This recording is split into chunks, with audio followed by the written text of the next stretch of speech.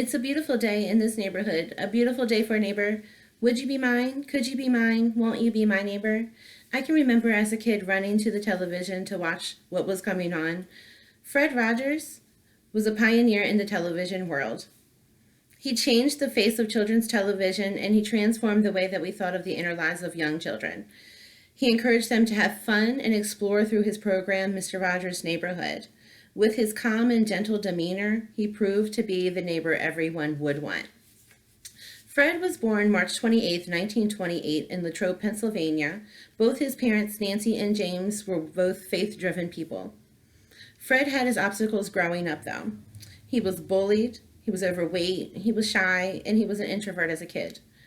During the hot summer months, he would have to spend inside due to hay fever. This experience built his depth and sensitivity. During this time, he also found great guidance in his grandfather, whom would always tell him that he made his day special by just him being him. Fred then set out on a mission to make others feel that same exact way.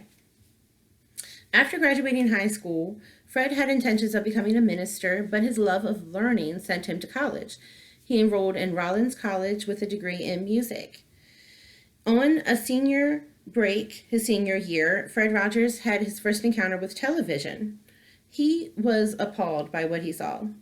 He watched two men throw pies into each other's faces. It was at that moment that Fred realized how influential television could be, and he vowed to change what it would be used for. He said, "I went into television because I hated it so, and I thought there's some way of using this fabulous instrument to nurture those who would watch and listen." After graduating with a degree in music, Fred went on to seminary school and became an ordained Presbyterian minister.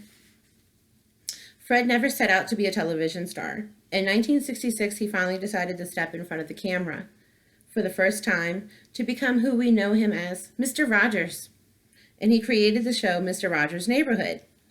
In 1968, the show was picked up by PBS and it reached a national level. A typical episode would begin with Mr. Rogers inviting you into his television house, singing you the song, "Won't You Be My Neighbor?" He would then change into his trademark sweaters, slip on sneakers, and then discuss the topic of the day. He would then take you on a trolley ride to the land of make-believe, which was my favorite part of the show. He would have puppets and actors act out stories about the topic that they were discussing that day. He delved into difficult topics, often too difficult to want to talk to your children about: divorce, death, racism, war, and even assassinations. One of the most groundbreaking episodes was filmed in 1969. It was during a time when Black Americans were still being prevented from swimming alongside whites.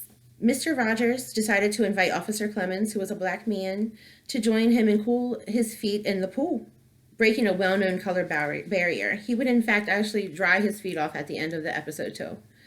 Seeing he had a position to make a statement, Rogers created the statement of shared humanity. Not all episodes centered around such serious topics though. In one episode, he went under the clippers to show kids there's nothing to fear during a haircut.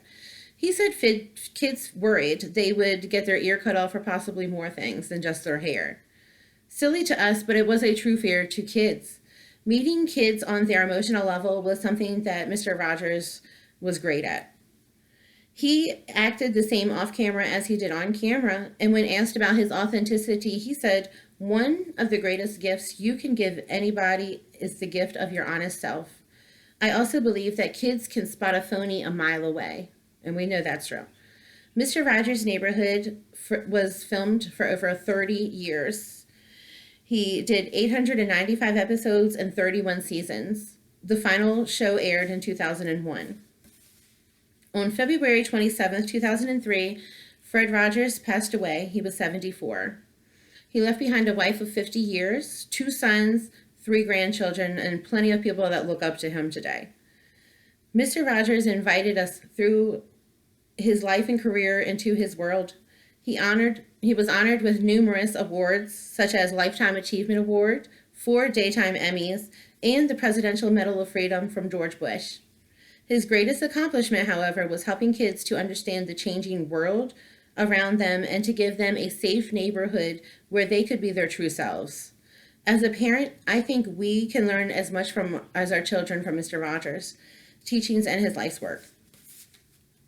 Fred Rogers was public television's best loved neighbor. Through it all, Mr. Rogers broke barriers and shared a message of kindness while speaking honestly and directly to the children.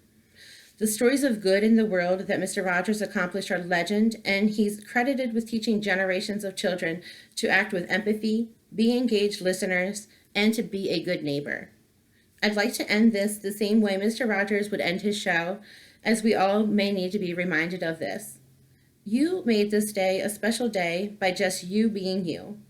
There's no person in the whole world like you, and I like you just the way you are.